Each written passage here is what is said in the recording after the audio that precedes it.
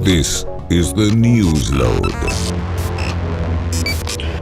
I started Yuk Yuk's in the basement of a community center.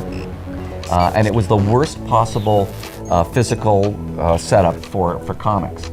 The story goes, I had graduated from York with a degree in English literature.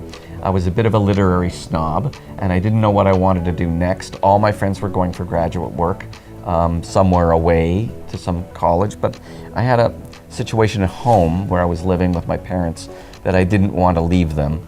So I had to basically stay in town. I went to Glendon College. Glendon College at the time, it was a college of York, but on a separate campus that was specific to people who wanted to join the diplomatic corps. And that seemed to me like a fabulous way to make a living. I wouldn't have to stay in town. I would get to travel. I would get to put out fires, diplomatic fires all over the world. Sounded great. But what I missed in all of this is that you had to be completely fluent in French. Oh. And as a result, I had to spend vast amounts of time taking French courses. And eventually I gave up. And I went to main campus at York and I started studying English literature. I was very good at it, but I didn't want to do it. I didn't know what I wanted to do. And a friend of mine was working for Canada Manpower, and she said, listen, this job just came up. It might be good for you for the summer. It's handing out pamphlets at this new site called Harbour. You'd be part of this first team working on it. And I said, okay. It paid very well. I was outside. What did it pay? At the time, I think it paid like $6.50 an hour in 1974. That was good.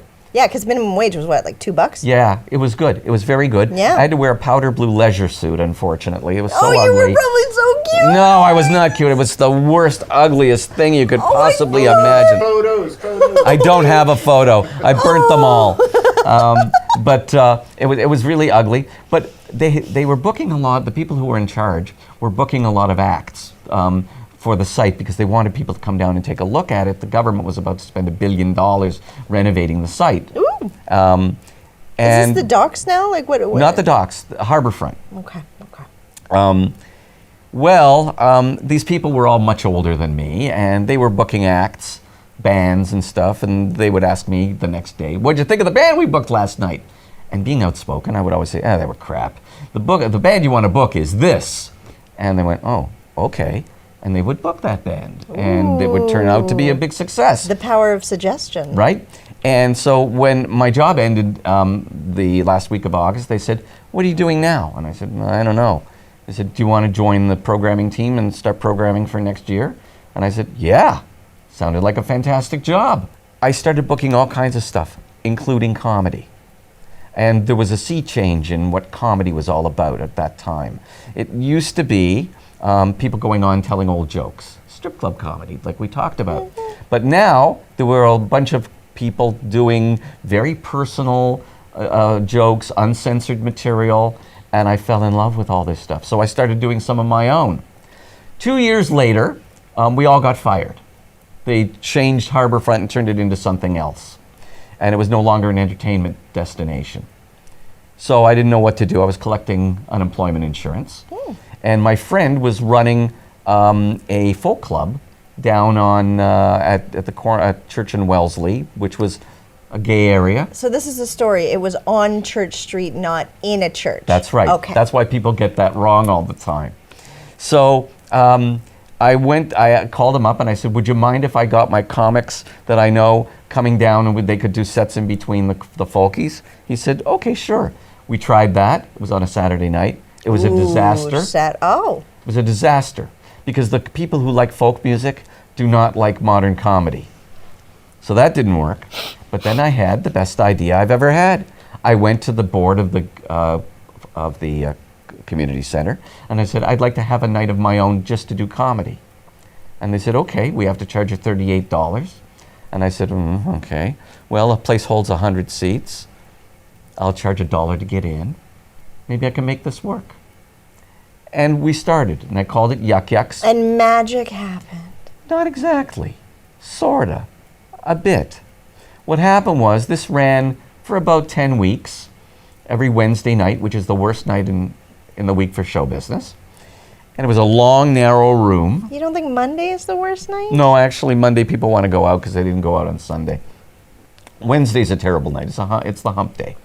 So anyway, about 10 weeks into this, I get a call from a guy named Jack Capizza at the Globe and Mail. And he said, I hear you're doing something interesting down at the community center. He said, would you mind if I came down?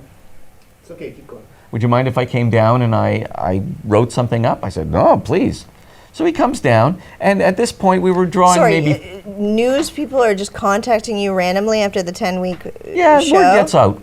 Well, you know, we were putting up posters around town. There was a buzz. There was no internet then, remember? Of course. But there was a buzz. Word of mouth. Word of mouth. So, Telephone calls. yeah, things like that. So he came down. There were about 40 people in the audience, which was normal. And then at the end, he said, well, I wrote a bunch of stuff. I'm hoping to get it in the Saturday paper. I said, that's great. Thank you. Saturday rolls around, 3 days later. I wake up. I wake up a little later than most people.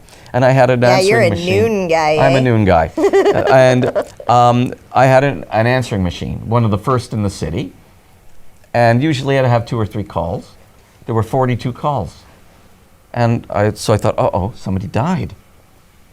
No. Mark, pick up the Globe. You won't believe it. Mark, you got to pick up the Globe. Mark, go out and get the Globe. So? The Globe and Mail. Yeah, I went out and got the Globe and Mail.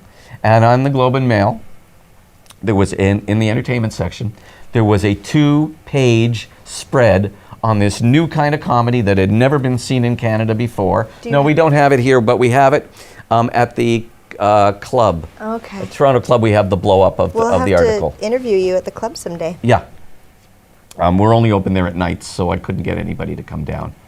It was amazing. It was an amazing article. So then the following Wednesday, I went down to the club, to the community center, and normally there'd be, I went down early. Normally there'd be 10 people waiting in line to get in. I counted. There were 900 people.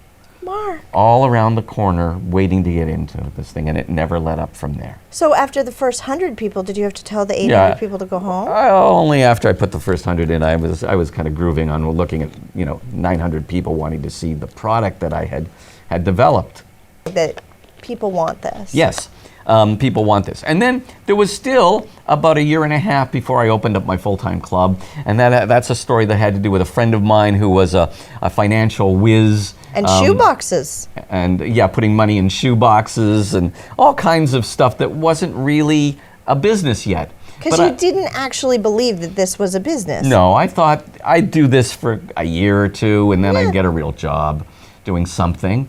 But my friend, who was a financial wizard and came from a family of financial wizards, was studying at Stanford, came home for the summer, said, what are you doing? And I said, I'm doing this thing, come with me.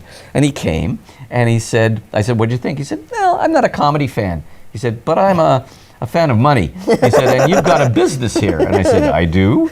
He said, let me help you. I'll set you up as a business. We'll raise some money this summer. And it wasn't all that much money to raise. It was, I think, we raised $28,000. $28,000 in 1980? No, it's 1978. He raised and then he got me a line of credit of about $15,000 at the bank, and we were in business. We opened up. We didn't have a liquor license for the first 2 years. So you served soda? Yeah. We served all kinds of funny stuff. We made the food a joke too. We served alphabets and milk. A lot of the audience came high, so we served a thing called a junk food platter, which was a big platter of like all kinds of penny candy, bugles, whistles, daisies. That's a great idea. I know, it's still a good idea. We should bring it back. We should. All kinds of stuff like that. So we made fun of the food too. But we didn't have a liquor license until 2 years later, and the only reason I got a liquor license is I realized if I didn't get one, somebody else would, and they would eclipse what I'd done. Everybody except me likes to drink. So I capitulated to everybody else's, what they wanted. This is the Newsload.